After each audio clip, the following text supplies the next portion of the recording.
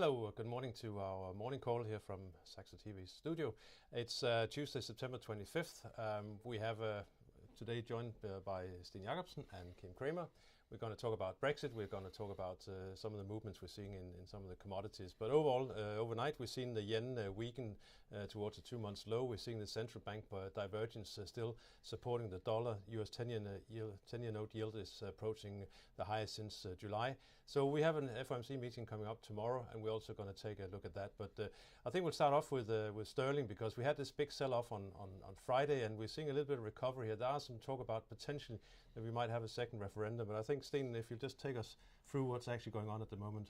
So first of all, as we can show on the chart, there is a timeline that needs to be respected. Of course, the most important sort of line in the sand being end of March next year, when the Brexit talk is supposed to have been finalized. I think it's pretty clear now that that is not going to happen, number one. So there will be a floating border sort of when that happens. But what's even more important is that May had a really, really dismal performance at the EU summit in Salzburg. Particularly Macron is stepping up and wants some clarification on the UK standpoint. They don't have one. That is the real issue. But what's developed over the last 24 hours is very, very interesting. So today at the Labour Party conference, they'll probably vote on a statement that says if we cannot get a referendum, i.e. an election, then we will vote to get a second vote, the people's vote on the EU. How the actual question is going to be phrased is a different one. But this means that if you combine them with the Tory party, which has not decided whether they want to go on the Chequers account or they want to go with the no deal at all. So now it looks like either May in November will go to Parliament and say, we have a Chequers deal, we have a no deal. And that will probably lead to the Parliament saying, we don't want the Chequers deal for sure because EU is not going to accept it anyway. The no deal would then mean that the Parliament will start to vote on a second vote. So by November, we could have a vote in the UK. And as Kim will show shortly, actually sterling is kind of reflecting that after the sell-off. We have seen some support. There's massive divergence. But overall. What are the polls currently saying? Is it still very split down the middle, or obviously if for a referendum to be called, they might have they feel that they may have a chance, or? Yeah, so there's different dynamics that work. Among them being like apparently 1 million people in the demographics has changed in favor of the EU, i.e. young voters coming through and others. But overall, I think the real issue here is that the UK has not been able to find any common denominator in the approach to the EU. We've come to a very, very difficult political time because she has a party conference. The party conference will not only decide the future of May, but also the future of what's going to happen in the actual. So the cabinet last week gave her 2 weeks to get this thing in order. There's no way the Chequers deal will fly, which means no deal will fly. No deal will mean that we probably get a referendum. So it's more than a 50-50 call now. And the party conference coming up here in early October, I believe. Yeah, it's end of next week. Yeah. Kim, we talked about sterling, and you brought a chart with us just showing which, if we look at the chart, it doesn't look, I mean, it was a big move on Friday, but overall it looks like we're still in an uptrend, or what? Yeah, it seems like it. I mean, as long as we stay above 130.50, then we are in an uptrend. If we bounce from here, it looks like we could be in this rising channel as I run these two trend lines here. It's not 100% confirmed, of course, because we only have a few points to draw these lines after. But 130.50, as long as we stay above that, then we are in an uptrend. What about the stock markets? How is that reacting to all these developments? That's a little bit different ballgame, actually. As we can see from the chart here also, we can see that it's been trading in this slightly falling, but however falling channel here for quite some time, actually the better part of the summer, and we haven't even reached this time. We didn't even reach the upper falling trend line. It seems like now we are turning a little bit sour again. And if we look at the strength indicator, well, it didn't even touch the 60 threshold, which is the break for bull and bear. And so it seems like we are turning sour again. Okay, and the Just staying on the staying on the stocks theme, it looks like overnight we didn't have that much of a move. China came back from a day off. The CSI 300 is down 1%, but we have to remember we rallied almost 7% last week. But staying with China, the trade war concerns obviously still has become a major influence on the market, and we're seeing some nervousness starting to creep in once again.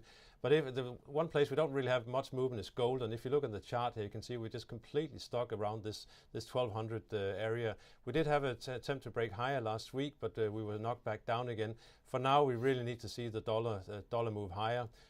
Dollar move lower, especially against the yuan, and which we're probably not going to see here in the short term. So with the FOMC coming up tomorrow, with the rising oil prices potentially offsetting each other, we look like we're still stuck here. But look out for a break above 12.12. That could set some short covering in motion. Yeah. I think we, staying on the commodities, we had a couple of interesting breakouts yesterday.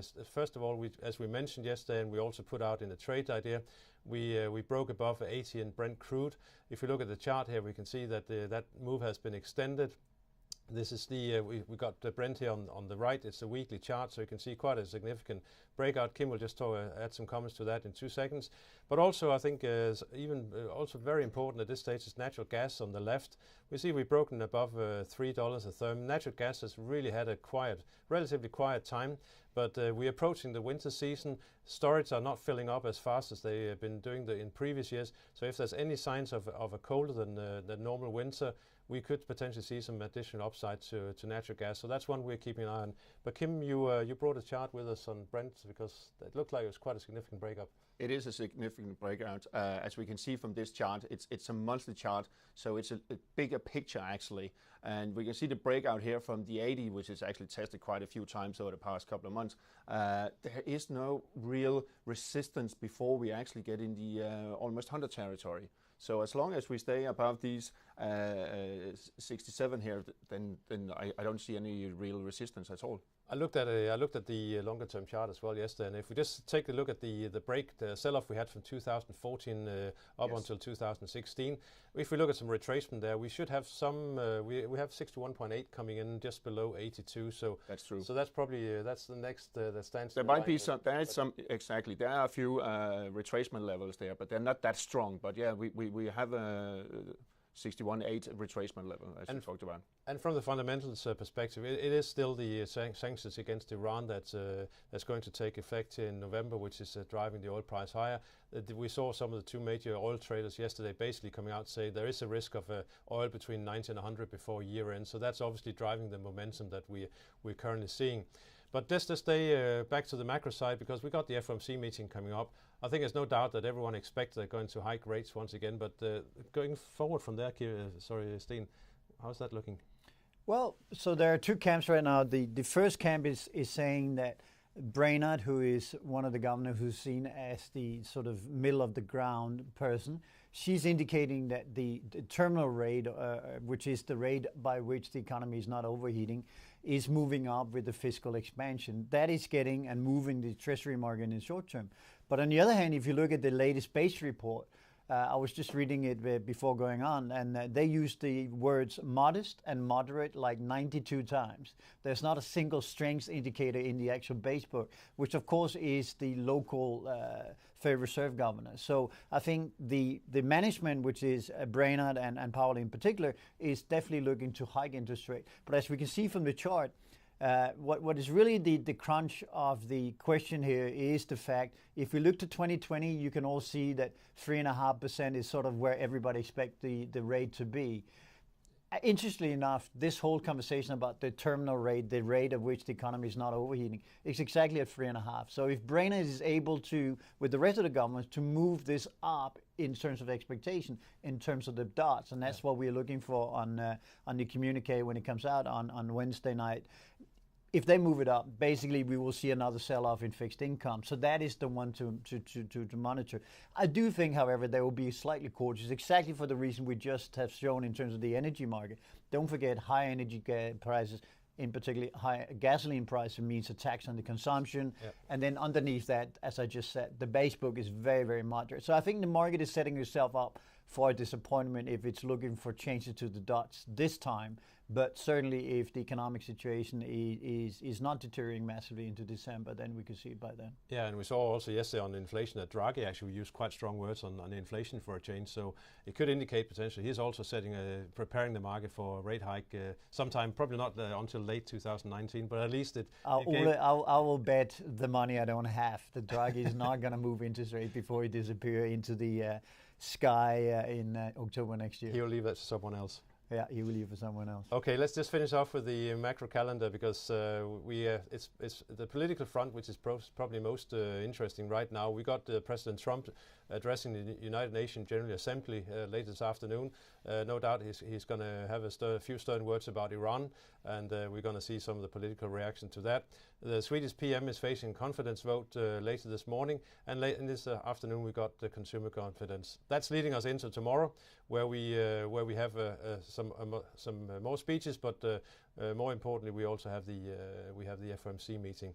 Just finally, just showing you the slide here, we're going to have the monthly commodity webinar this afternoon at 1:30 CET. You can sign up by using the link there, go into home.saxo, traders, and then into webinars, sign up. It will be roughly 45 minutes. I'll take you through the latest happenings within the commodity space. That's all from us. Thank you very much for joining us. We'll be back again tomorrow. Thank you.